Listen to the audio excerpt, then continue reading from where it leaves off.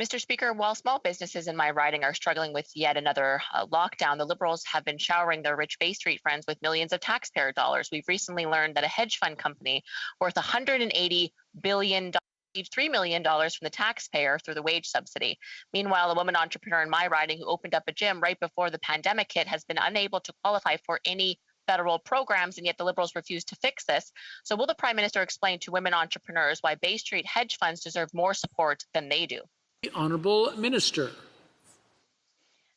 Thank you, Mr. Speaker, and I'd like to thank the member opposite for the question because it gives me an opportunity to talk about how important it is that our business support programs, very much including the wage subsidy, continue to be in place and will be in place until September 25th.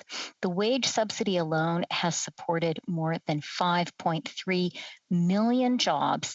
That is 5.3 million Canadians and Canadian families. And when it comes to small business and women entrepreneurs, I'm very pleased to inform the member opposite that this budget provides unprecedented support for small business, unprecedented support for women entrepreneurs. The Honourable Member for Kildone and St. Paul.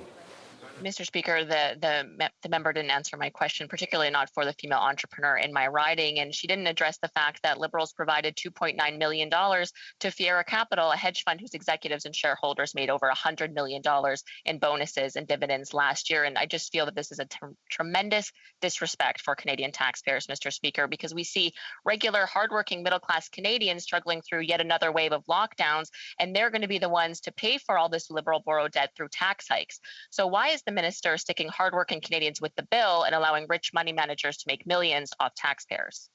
Honourable Minister.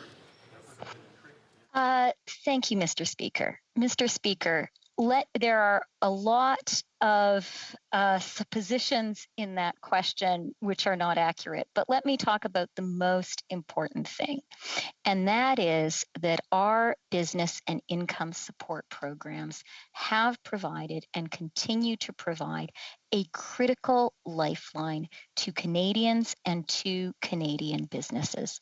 The wage subsidy alone has supported 5.3 million jobs across the country. We're going to be there to support Canadians as we fight this third wave.